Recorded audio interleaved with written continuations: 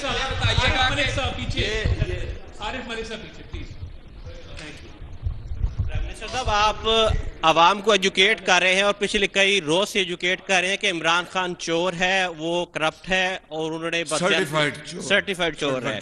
इससे पहले भी आप एजुकेट पे लोगों को करते रहे कि आसिफ जरदारी चोर है, उसने बदयांती की है, अब वो आप लोगों के साथ बैठा है।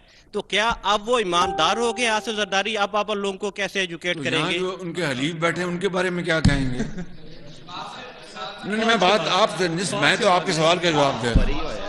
उन अपने हलीफों के बारे में वो क्या कहा करते थे इमरान नियाजी जो यहाँ बैठे हैं?